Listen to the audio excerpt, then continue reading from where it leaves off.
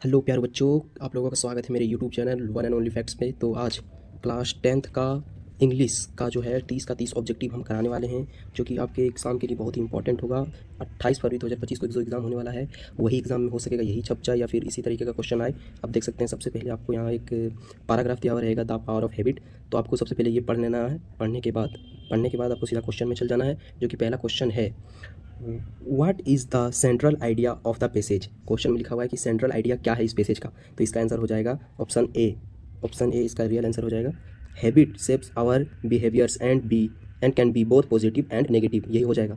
और नेक्स्ट में है दूसरा जो क्वेश्चन है, question number 2, how long does it take for from a new habit according to the passage. ये बोल रहा है पैसेज के अनुसार हम लोग नया हैबिट कितने दिनों तक, मतलब कितने दिन तक एक चीज़ करें जो हमको नया आदत लग जाएगा, वो आदत हमको हो जाएगा। तो इसका आंसर हो जाएगा बी, 21 दिन। आप भी ट्राई कर सकते हैं, आपको भी कोई चीज़ का आदत लगाना है तो वो 21 दिन कीजिए, आदत लग जाएगा। नेक्स्ट है, what is the key to forming a new habit according to the passage. वही ये भी पूछ रहा है कि क्या मतलब शुरुआत जो होती है वो चाबी जिसको बोल सकते हैं इंग्लिश में, वो क्या होती है। ये है 3 नंबर का क्वेश्चन, जिसका आंसर हो जाएगा ऑप्शन नंबर ए, जो हो जाएगा repeating the behaviour consistently and associations in with rewards. Next जो है वो question number 4, according to the passage what is the most difficult part of breaking a bad habit. बोल रहा सबसे हार्ड यानी सबसे डिफिकल्ट कौन सा पार्ट होता है अगर कोई बुरा आदत को अगर आप हटाना चाहते हैं। तो इसका आंसर हो जाएगा option number B, finding a new habit to replace it with, यानी इसकी जगह पर दूसरे आदत को रिप्लेस कर देना। ऑप्शन नंबर बी इसका राइट हो जाएगा। पाँचवा नंबर क्वेश्चन है, what does the passage suggested as a strength to replace a negative habit. ये पूरा पैसेज आदत यानी हैबिट के बारे में लिखा हुआ है, गुड हैबिट के बारे में आप तो जानते हैं।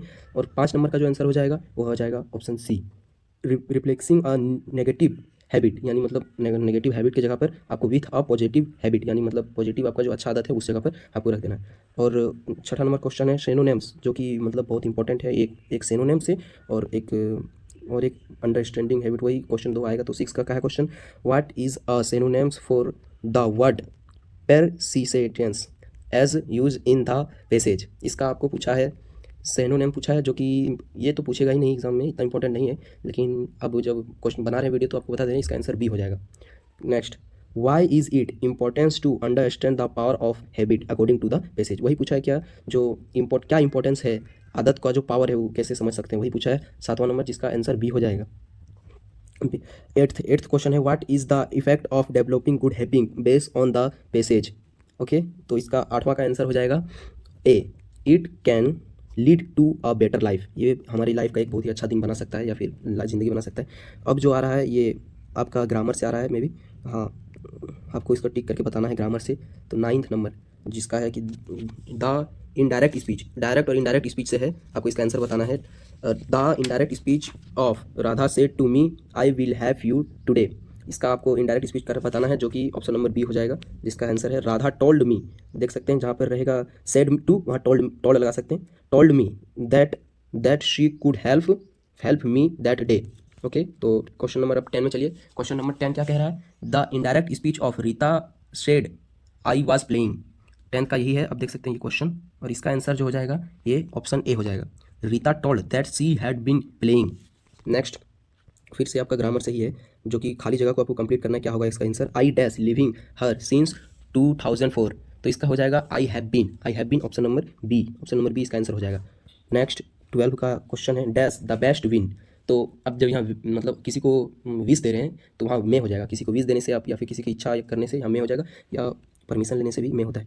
नेक्स्ट, 14 नंबर, we have been playing for 2 hours is an explain of. ये आपको समझाने बोला है, ये कौन सा मतलब टेंस है। तो आप देख सकते हैं हैव बीन लगा हुआ है, हैव बीन जहाँ लगा रहे आपको समझ जाना है कि वो प्रेजेंट परफेक्ट कॉन्टिन्यूअस टेंस है। और हैव बीन के साथ अगर वर्ब का तीसरा रूप अगर लगा रहा है प्लेइंग वगैलिंग, तो आप समझ जाना है कि ये है प्रेजेंट परफेक्ट कॉन्टिन्यूअस टेंस, जिसका आंसर ऑप्शन बी हो जाएगा। Next question 15 number, I wish I dash been rich. ये अपना इच्छा कर रहा है कि आई विश, तो यहाँ पर आपको लगाना है had, I had been rich, क्योंकि ये बात का बात बता रहा है जब आप बन जाएंगे। अब फिर से ग्रामर है, change into negative sentence always speak the truth. हमेशा सच बोलो, जो होता है उसका आपको नेगेटिव सेंटेंस बनाना है। तो इसका आंसर क्या हो जाएगा, 16 नंबर, इसका आंसर हो जाएगा ए, नेवर टेल ए लाई। कभी झूठ मत बोलो, क्योंकि अगर आप देखिएगा वहाँ पर लिखा है कि हमेशा सच बोलो, तो कभी झूठ मत बोलो। यहाँ पे है ग्लिप्सिंस ऑफ इंडिया का दिया हुआ है क्रूक्स और Kodagu small district of Karnataka. अब इसको पढ़ लेना है। अब इसका आंसर करते हैं, जो कि हमारे टेक्स्ट बुक से है, यही बुक से है, और इसका है, व्हाट इज़ द कोर्गिज और कोडू। तो ये क्या है? तो ये अब अभी पढ़े, कर्नाटका का एक डिस्ट्रिक्ट है। अब ऊपर में पढ़े, आप पूरा पैसेज पढ़ लीजिएगा। Next, what is the secondary नाम ऑफ क्रूक्स? जो है दूसरा नाम क्या है क्रूक्स का? तो इसका आंसर हो जाएगा कोडागू। कोडागू इसका आंसर हो जाएगा, ऑप्शन नंबर डी, नोट कर लीजिएगा।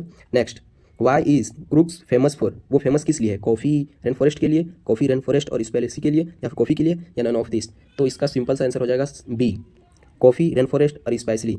तो इसको बी में टिक मार देना है। नेक्स्ट जो है ये आपका अब किताब से आ रहा है, where did Lencho live? Lencho कहाँ रहता था? ये तो बहुत आसान है, आपको ये कमेंट में आंसर बताना है। लेंचो कहाँ रहता है? ऑप्शन दिया हुआ ए, रॉबर्ट सॉरी हाँ, on the chest of a low hill. क्या वो लो हिल के चेस्ट, छाती यानी वो टॉप में रहता था छोटे पहाड़ के? नेक्स्ट, ए बॉटम ऑफ हिल, क्या वो पहाड़ के सबसे ऊपर में रहता था? In the central concrete house, क्या वो एक पक्का मकान में रहता था? इन द कॉर्नफील्ड, क्या वो कॉर्नफील्ड में रहता था? तो ये बी सी नहीं होगा। अब सोच लीजिए कि इसका क्या होने वाला है आंसर, जो कि बहुत ही इजी है। बी सी नहीं होगा, आप कमेंट में बताना है। डी होगा, इन द कॉर्नफील्ड या on the chest of low hill, जो कि बहुत इंपॉर्टेंट है। Next 21, who wrote the poem fire and ice? जो कि बहुत बहुत बहुत ईजी है और बहुत बहुत इंपॉर्टेंट है। ये जो पोएट है फायर एंड आइस का, ये दो पोएम लिखा है, एक फायर एंड आइस और एक डस्ट ऑफ स्नो। तो इसका आपको आंसर बताना है, आपके कमेंट बॉक्स में बताइए। सबसे पहले आपको हिंट देते हैं, क्योंकि John Berryman the ball poem लिखा है और नन ऑफ दिस तो होगा नहीं। तो आपको बताना है कि लेस्ली नॉरिस और रॉबर्ट फ्रॉस्ट में क्या होगा, आपको कमेंट में बताना। What is the name of Nelson Mandela daughter? ये बहुत ही ईजी है, option number B, Zenani. Next, the beggar from Goa was called? Beggar जो था वहाँ पे जो सब पावरोटी बेचता था, उसको गोवा में सबको क्या कहता था? तो सबको वहाँ पर गोवा उसको पेडर कहता था। लिखा है who passes near the water hole? तो मतलब बोल रहा है कि कौन वहाँ पर वाटर होल है वहाँ पर पानी पीने आएगा और उसको सिर्फ मतलब टाइगर जो उसको पकड़ेगा। तो इसका आंसर हो जाएगा सीधा सीधी मोटा तगड़ा डियर, यानी इसका आंसर डियर हो जाएगा। Next, who was kitty? Kitty क्या है? तो आपको ये सुनकर लगेगा यार ये तो कोई कुत्ता का नाम है, बट नहीं, ये डायरी का नाम है। तो किसका डायरी का नाम है? Anne Frank. आप पढ़े होंगे, एनी फ्रैंक की डायरी का नाम है। How many times did the beggar come every day? Goa में जो बेगर थे एक दिन में कितने बार आता था वो बेचने के लिए? तो वो एक बार आता था, 2 बार, 3 बार या 5 बार? तो आपका हो जाएगा आंसर बी, 2 बार आता था, एक सुबह एक शाम।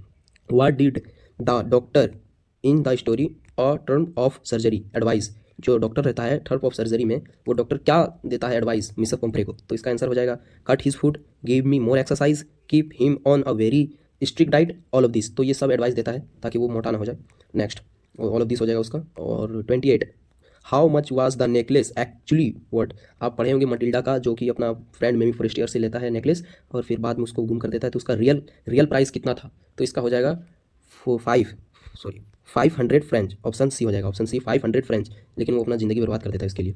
खैर वो सब छोड़िए। अब नेक्स्ट 29 का है, Griffin was a rather a dash person? Griffin मतलब जो आदमी था वो कैसा आदमी था, आपको यही बताना है। तो लॉलेस पर्सन था, क्या वो कानून को तोड़ देता था? ऑप्शन बी, वो बहुत ही महान साइंटिस्ट था। तो जी हाँ, वो तो महान साइंटिस्ट भी था, वो कानून को भी तोड़ता था। तो इसका आंसर हो जाएगा डी हो जाएगा, A and B, both A and B दोनों। नेक्स्ट है आपका last, Sherry was the name of? तो सेरी किसका नाम है, जो कि बहुत इंपॉर्टेंट है, आप लोग शायद नहीं पढ़े होंगे। सेरी जो है वो डॉग का नाम रहता है। अब ये किस सॉरी सेरी जो है, हाँ सेरी एक डॉग का नाम रहता है, जो कि यहाँ पर नहीं दिया हुआ है, यहाँ मिस प्रिंट हो गया होगा शायद। यहाँ पर आपको डॉग लिख देना है, एक डॉग का नाम रहता है। किस डॉग का नाम रहता है आपको आंसर में बताना है। तो इसी तरह के का और भी आप अगर चाहते हैं कि नहीं मैं इसका रियल क्वेश्चन पेपर अपलोड करूँ जो कि एग्ज़ाम में आएगा, तो उसको मैं एक दिन पहले अपलोड कर दूंगा। जैसे कि आज है 26 फरवरी, तो मैं उसको 27 फरवरी यानी कल, अगर आप इसमें 100 व्यूज़ आ जाता है तो मैं इसको रियल क्वेश्चन पेपर अपलोड कर दूंगा। इसमें 100 व्यूज़ अगर आ जाए तो अगर आप चाहते हैं तो इसको शेयर करें दोस्तों के पास और लाइक करें, सब्सक्राइब करें, न्यू है तो कमेंट करें। Thank you for watching.